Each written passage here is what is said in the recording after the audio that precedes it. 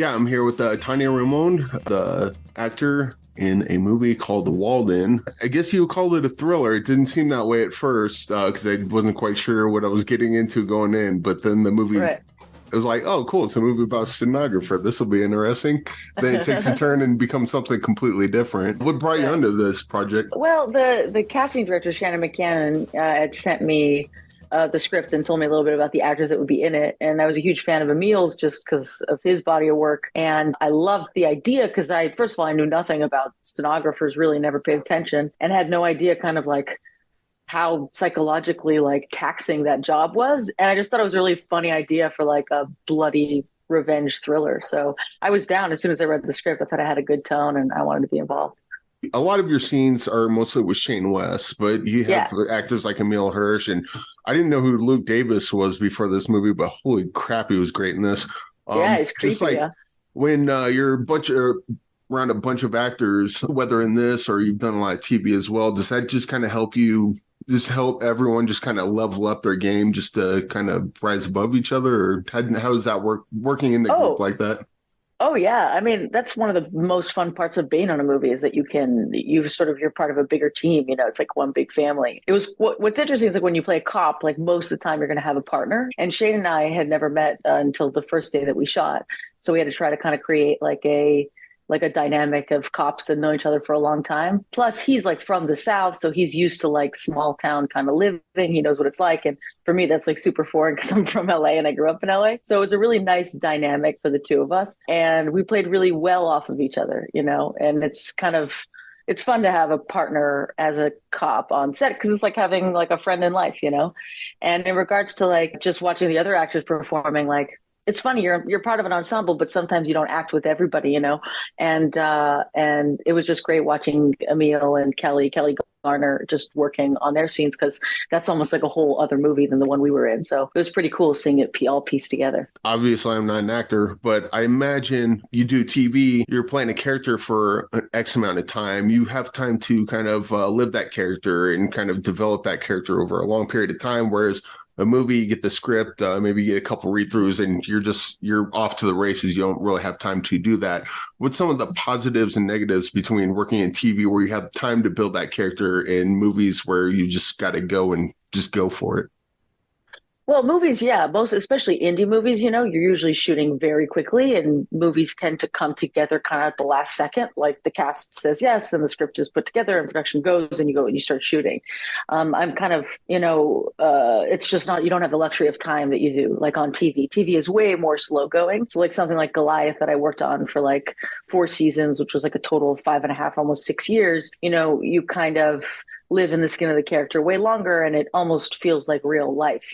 This is almost a different kind of experiment in acting, and that it's just so fast and you have to make like quick connections immediately because you've only got 2 weeks, and once it's done, and you'll see the movie in a year, and good luck. I don't really have a preference. It kind of just depends on the project. This project surprised me though because I couldn't really see the quirkiness and weirdness of it sort of on the page, if that makes sense. Like when I was reading the script, it sort of felt more like a classic standard thriller.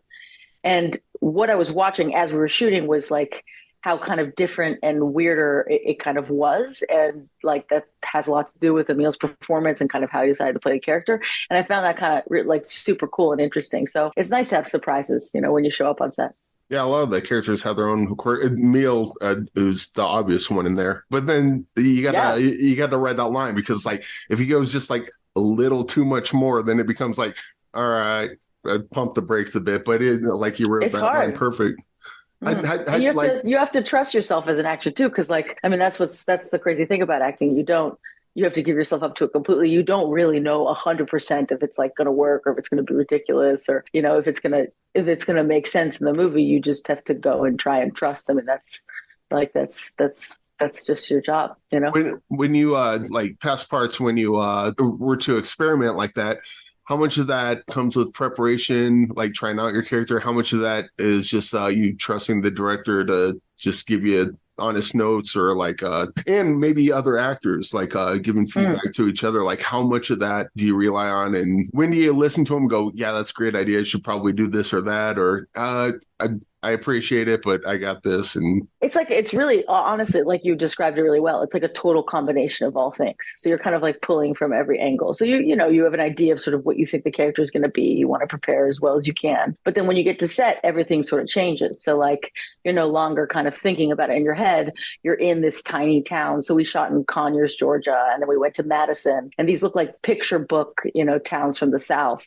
And that kind of changes the way that you act right away because you hear these really pretty Southern accents everywhere. And, it's like real small town living that kind of just shapes you already immediately. And then you've got the actors around you that are doing their own thing, especially in terms of like being a cop with a partner. It isn't really just about you. It's actually just kind of about how the cops play off of one another. So all I really cared about was responding to what Shane was doing, which was cool. And then on top of it all, you've got the director who's sort of like the master puppeteer of the whole thing that's kind of overlooking it all, saying, try this, do this different, go ahead, improvise if you want. And Mick was very open. Mick Davis, the director, he's kind of a rock star and was sort of like very open to us trying things and improvising when we wanted to and going really hard and pulling back.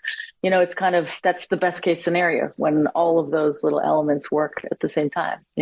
well, speaking of directing, you've done some directing and writing yourself. Yeah. I did get to watch your short, looks like a music video for Without You, which I really liked. Oh, cool. Thanks. I looked high and low for Bad Art and I could not find Yes. it. Is that available anywhere? Hopefully it will be one day. There were like some issues with the release of that, but like I'm hoping that when all is said it's done, it'll be available somewhere somehow. But it does exist, and it was an awesome experience. But I love directing and I love actors, and I feel like it's a huge privilege to have been acting for so long, to be able to sort of understand like all the weird shit that goes on in an actor's head. That really helps as a director. At least I know what that feels like. It can kind of try and find a way to sort of relate my experience like to other actors when I'm directing, and it's a different skill, obviously, but it's funny, actors, you learn a lot on set because most of the time when you're not acting, you're just sitting around waiting for stuff to happen. So you're just sitting on set watching people make a movie, and all you got to do is sit there and watch. Obviously it's more complicated than that, but the basics are there, and you're on set all the time. You have like a front row seat to like how a movie is made. If you do it for long enough, it kind of gives you the main points of how to try and do it yourself, which is cool, Yeah. Is directing and writing something you want to do more of in the future, or are you just like locked into acting? No, sir. I mean, like, I really don't separate one from the other, but like, certainly I think it's like, it opens up a whole new realm of possibility. I love telling stories. I love writing. I have a lot of cool ideas, and the really fun part also about being on the production side too, when you're acting, and dude, don't get me wrong, I actually think acting is like one of the most hardest professions on planet Earth, honestly, because it's just one of those weird skills that you can't really teach. It's like either you have it or you don't. But from producing side and directing, you get to be involved in every little part of the movie up until the moment when you shoot the movie. As an actor, you kind of just show up at the last second and do your thing and leave. You haven't been around for like all the steps leading up to the production. And so all that kind of stuff is really exciting and cool for an actor to see, and I really like that. I do have a kind of a weird question, but you're an actor, so maybe you can answer this. I don't know what everyone in Walden, I don't know what everyone's acting method is, but just like method acting in general, I think the most famous example I can think of is like Jared Leto playing the Joker. He would like send like used condoms and dead rats to his co-stars. And do you really need to do that? Do you really need to do that to get into the character, or is that just an excuse to be an a-hole to your co-stars? And how come you never hear of method actors like playing an altruistic character that just gave away a bunch of money to homeless people or something like that? Yeah, you're right. That would be really nice, and like not tell anybody about it ever, and then that just be their process. I think like, look, it's like if everybody's game, that's cool. Like if you have a rat phobia and your co-star sends you a rat in a box, like maybe that's not cool. I don't know if I'd send somebody condoms or something, but to be honest, like if your other actors are down and you're all on the same wavelength of craziness, then you can kind of do whatever you want. It's all just part of the fun of pretending to be somebody else and putting yourself in the mind space. I think that's what those actors mean by that, or what they're trying to do.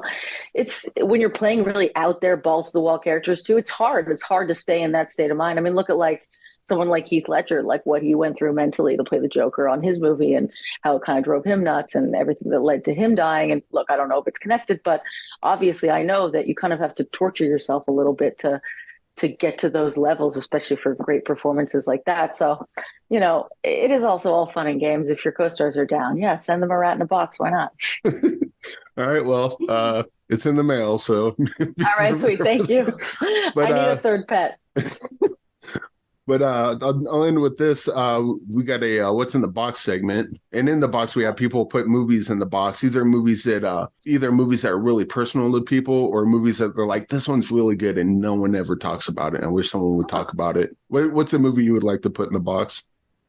Oh man, like an unknown thing that people haven't seen necessarily. Maybe I didn't have. Doesn't have to be. It can't. Some people do. Some people do like just unknown movies that no one talks about. Some people do movies that like someone had Amazing Spider-Man 2.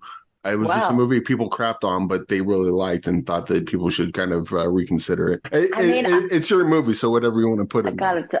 I'm trying to think of like something serious or something silly. I just watched Tremors again, and I think it's a masterpiece. I would agree with you. I hadn't seen it since I was a kid, and I forgot how terrifying it was. And when I was 12 years old, I worked on my first movie ever as a little kid, and the director of photography of that, this very nice man, was also shot Tremors. And I remember him explaining Tremors to me. And then 2 days later, in my hotel room alone at 12, I watched it and I was terrified. And so I just watched it again since then. It had been like so many years, and it's a perfect movie. I highly recommend it to anybody who hasn't yet seen it. Do you prefer horror or comedy or drama over any of the others, or? I think I really love good horror. Like a great horror is like unparalleled. I just think it's so hard to make a really good horror movie. It's really tough. And there's so much out there, and I don't scare super easily. So it depends. I mean, I guess the bar is a bit high, but I mean, really well constructed horror I love. Otherwise, I'll really watch anything. I'm a fan of comedy too. Yeah, it seems that horror would be the fun one, which is weird because comedies exist. So you would think it would be fun to direct a horror movie. Yeah. I think that'd be an interesting challenge because all the stuff that I've done so far, music videos, the movie, the stuff that I'm writing now, none of it is horror really. So I'd be very curious to see what it's like to try and write a good horror. It's a big challenge. Yeah. Well, Tania, thanks for joining me. And for everyone, Walden is on demand and digital December 12th, and hope it does well because it was a pretty good thriller, and congratulations. Thank you so much, Eric. I appreciate it.